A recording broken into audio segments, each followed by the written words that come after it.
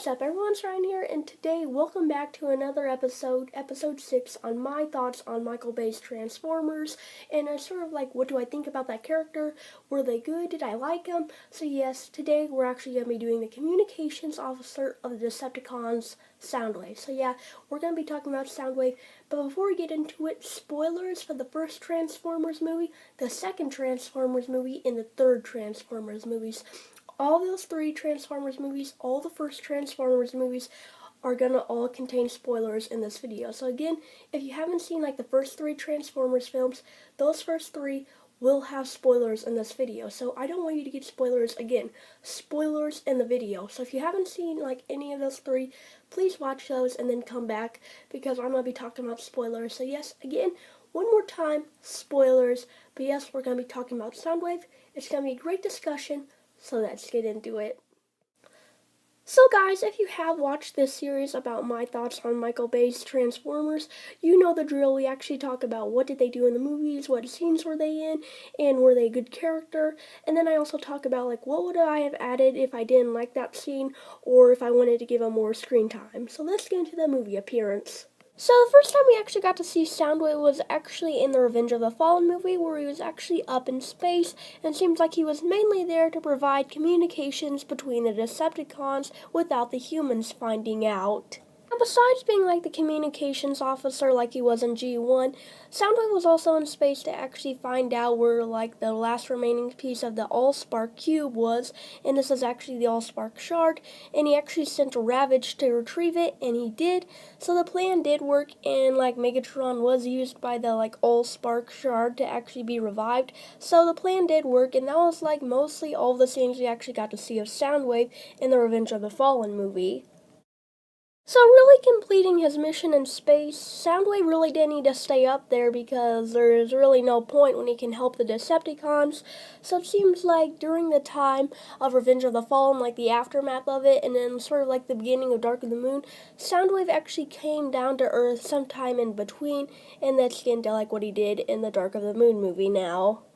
So when I see Soundwave again, he actually looks quite different than what he looked like in the Revenge of the Fallen movie. He actually looks like he scanned a new vehicle mode, which he did, which is a Mercedes-Benz, and it seems like he was a satellite in the Revenge of the Fallen movie. But yes, he actually looks different because he scanned a new vehicle mode.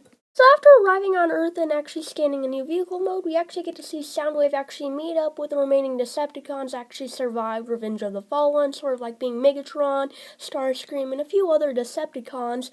And we actually get to see him meet out in the desert where Soundwave actually informs Megatron about the Ark, a long-lost like Autobot ship, and like Megatron is pleased by this, and they actually need to tie up loose ends, so Soundwave actually sends Laserbeak. So Megatron also gives Soundwave another task to actually keep an eye on Sam Witwicky because he really doesn't want Sam to find out anything too important about their plan.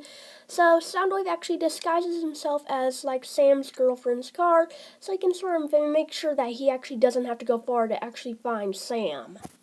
But this actually comes in handy for the Decepticons, as later in the film, like Sam and Carly are actually trying to get away from Dylan, who's actually like an associate of Soundwave, who's a human too, and like when Sam and like Carly actually try to escape him by using Soundwave's vehicle mode, Soundwave quickly tricks them.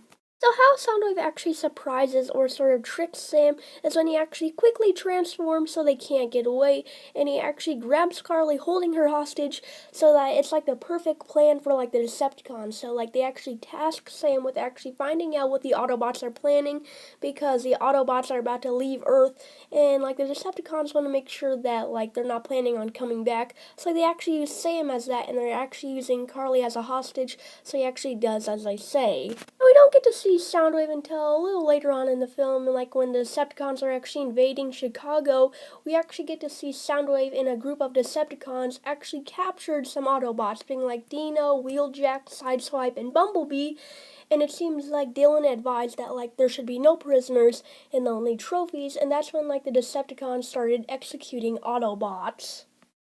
So after one like the Autobots is actually executed by Decepticon, Soundwave actually grabs Bumblebee by saying, "You're mine now," seeming like he's actually going to execute Bumblebee, which is sad and could have been one of the most saddest scenes in the franchise until a little later on. Now something that actually I really didn't like when like Soundwave actually brings up his blaster to actually eliminate Bumblebee. I know it's for like the story and stuff and a lot of people didn't really want to see it and I'm glad it didn't happen, but it seems like when Soundwave was about to fire his like blaster, it took a long time to actually sort of like heat up. It might be heating up. I like to think that like Soundwave's blaster was about to heat up, but it took so long that actually caused a distraction for the Decepticons. So if you're not sure what the distraction was, like that distracted the Decepticons, there's a whole bunch of like Decepticon ships actually falling out of the sky, and this actually sort of made all the Decepticons look up, making Bumblebee and the rest of the Autobots actually fight the Decepticons. And the main like Autobot and Decepticon that were fighting, at least that you like were looking at, was Bumblebee and Soundwave, which was a pretty cool fight. But then towards the end of the fight, we actually get to see the Autobot and the Decepticon actually charging at each other, and we actually get to see them actually interlock, like they grab each other, and that was actually a cool scene because you're not sure who would win, and it's like really close to actually see like who is who, because you can see Soundwave is like the one on the left, and like Bumblebee is the one on the right. So yes, it's really good that this is like one of the scenes you can actually see who the characters are. But during the fight, of course, Bumblebee actually wins when he actually like puts his cannon right under like Soundwave's torso, and he actually sort of heats up his blaster, getting ready to shoot. But then Soundwave, I think, hears this and he's like, "No!" And that's his last words because he actually hears like the blast coming and it actually blasts off his head. And that's basically like the end of Soundwave. He actually does not appear in any other movies. I don't think he's any other KSI drones. But yes, that was the end of Soundwave in the Dark of the Moon movie and the Transformers franchise directed by Michael Bay. Now, one thing I think I would have added is Soundwave because, of course, I also add, like, what would I done with him if I was the director? I think I would have added him, like, in the Revenge of the Fallen scene where, like, Megatron is wounded and Starscream comes to help him. I think it would have been cool to Soundwave to actually come there because, like, Starscream and Soundwave actually helping Megatron, I know it'd be a little confusing, but I still think it would be nice to actually see Soundwave sort of like seeing his master hurt and sort of be like, "Hey, we have to get you out of here." Sort of like what Starscream would have done, like, "Hey, we have to get you out of here now, Megatron." And I know it'd be confusing, but I still think it would have been a little cool and a little nice to actually see that Soundwave actually came to Earth and were like, "Uh-oh, what will happen next? What will happen to these three Decepticons?" And I also feel like Soundwave should have sort of like done more in that like scene where he said no prisoners, only trophies. Like maybe a little more action like with Bumblebee because you couldn't really see what was happening when they were fighting.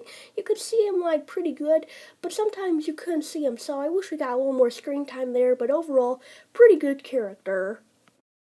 Now, I'm not sure what else I would add. I'm sure there's a lot, but I'm just not thinking of it right now. But overall, I really did think that Soundwave was a cool character. He didn't do a lot in the Revenge of the Fallen movie, and I was like, eh. But then when we got to see him in the Dark of the Moon movie, that sort of just like redeemed it. Like, it was like, wow, this character is pretty cool. Because a lot of people are like, hey, is this character good or not? Like, at the end of Revenge of the Fallen. But then you get to see him in the Dark of the Moon movie, it totally redeems his like experience in the Revenge of the Fallen. So overall, I really did think that Soundwave was a cool character. Alright guys, that's the end of it for today. I hope you enjoyed. If you did, leaving a like would be greatly appreciated as always. And I think I will probably be doing an Autobot next for this series because I do like doing like Autobot Decepticon. But yes, I think I am going to do an Autobot next. So yes, you can expect an Autobot coming out sometime soon. I'm not sure who yet, but yes, it's going to be great. But yes, until next time, you're all awesome. Hope you have a great day, and I'll see you all later.